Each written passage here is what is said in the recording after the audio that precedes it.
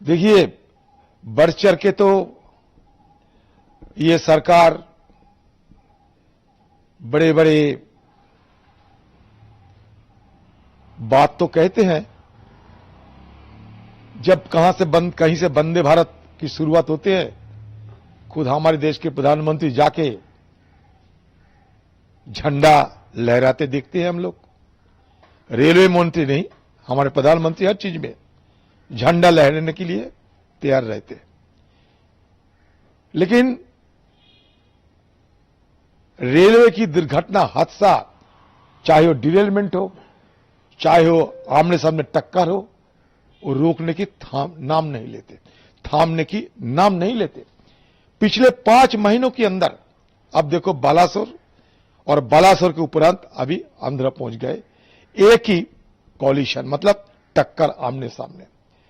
इसके बीच बिहार की बक्सर जिले में भी डिरेलमेंट के चलते, पटरी से बाहर रेल की कोच गिरने के चलते वहां भी मौत के मंजर हम लोग देख चुके हैं।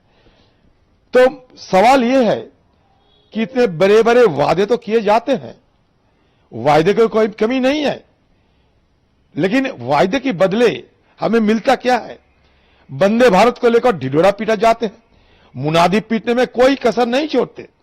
लेकिन जो बुनियादी हमारे रेलवे की जो चीजें जरूरत होते हैं, जैसे कि सेफ्टी एंड सिक्योरिटी कहते हैं हम लोग, उस पे सरकार नजरअंदाज कर रहे हैं। साथ ही साथ सरकार ये दावा करते हैं कि एंटी कॉलिशन डिवाइसेस के इस्तेमाल किए जा रहे हैं। अभी तो कहां गए वो एंटी कॉलिशन डिवाइसेस? कहां गए घूमने? मोदी जी के साथ वो भी घूमने गए कहीं होगी? आम लोगों की जान रोजाना गंवाने पड़ते, लेकिन सरकार की वायदे की और दावे की कोई कमियां नजर नहीं आते। सरकार को बस लगता है कि मरे तो मरे, 10 लाख रुपया मुआवजा दे देंगे, बात खत्म। आम लोगों की जान की परवाह ये सरकार नहीं करते। मैं बड़े दावे से जरूर कहना चाहता हूं। Sir, union minister Anurag Thakur Hindi में कही सीरिया में बम ब्लास्ट हुआ है, उसको लेकर सीधे तौर पर कह रहे हैं कि वायनाड से राहुल गांधी सांसद, उनकी चुप्पी एक तरीके से लग रहा है जैसे वो समर्थन कर रहे हैं। देखिए, पता नहीं ये कैसे किन लोगों को ये लोग मिनिस्टर बना देते हैं। मिनिस्टर होने के नाते कम से कम कुछ बात की तो अहमियत होना चाहिए ना, नहीं तो मिनिस्टर कैसे बनाए तुम लोग, आप लोग? जहां हिंदुस्तान के प्रधानमंत्री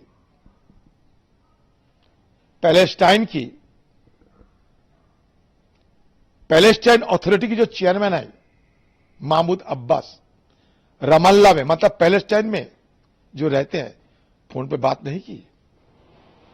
इजिप्ट के प्रधानमंत्री से बात नहीं की, जॉर्डन के प्रधानमंत्री से बात नहीं की, सामान भेजने का प्रयास कर रहे हैं, दावा नहीं किया। हमारे प्रधानमंत्री कहते हैं कि पैलेस्टाइन को अलग से स्टेटहुड की दर्जा देना चाहिए। तो पैलेस्टाइन की समर्थन ये सरकार कह सकते कि हम समर्थन नहीं करते हैं? बताइए, अगर दम है वो मंत्री जो कहते हैं, वो खुलेआम कहिए कि पैलेस्टाइन के मुद्दा, मतलब स्टेटहुड की जो मुद्दा है, एक स्वतंत्र देश की जो मुद्दा, जो हमारी देश की परंपरागत तरीके से हम मानते आ रहे हैं कि पैलेस्टाइन को एक अलग देश और इस्राएल के साथ साथ 2 नेशन जो थ्योरी है, इसको मान्यता देना चाहिए। कि अब हमारे देश के प्रधानमंत्री बीजेपी ये नहीं सिखाते? अगर ना सिखाते तो खुलेआम क्यों नहीं कहते? सब जानते हैं कि केरल के मुद्दे क्या है। एक बम ब्लास्ट हुई, राहुल जी चुप्पी साधे या नहीं, बात की बात है। क्योंकि ये सरकार और ये पार्टी हर चीज में राहुल गांधी जी को नाम जिक्रना इनका फर्ज बन गए।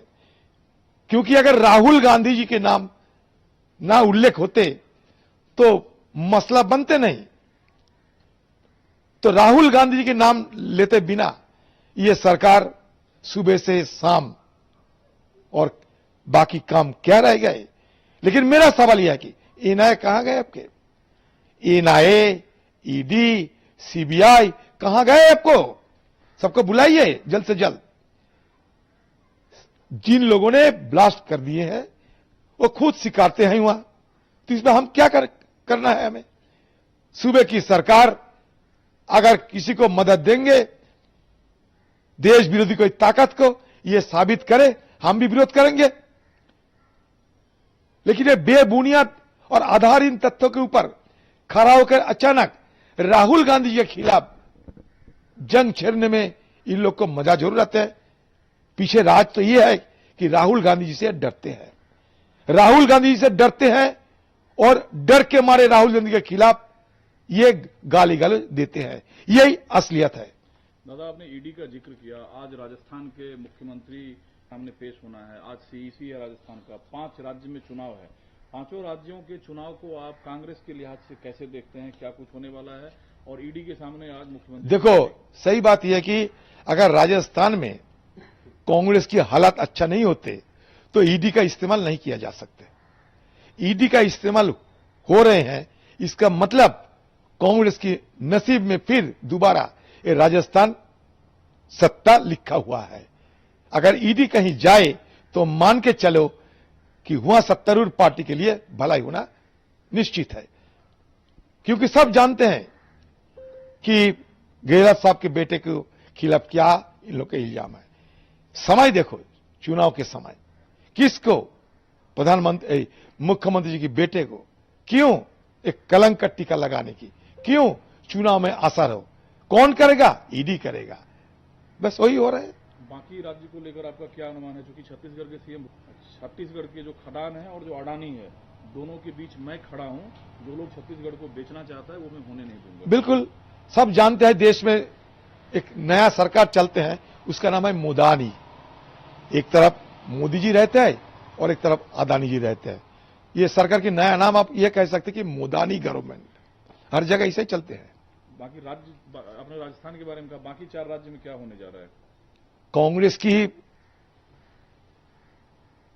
अगले चुनाव में कांग्रेस की जो नतीजा निकलेंगे वो चौंकाने वाले हैं, चौंकाने वाले हैं ही, और कांग्रेस की जीत निश्चित है। इसीलिए डर की मारे सत्तारूढ़ पार्टी उनकी सारे फौजों को, चाहे मंत्री हो, ईडी हो, सीबीआई हो,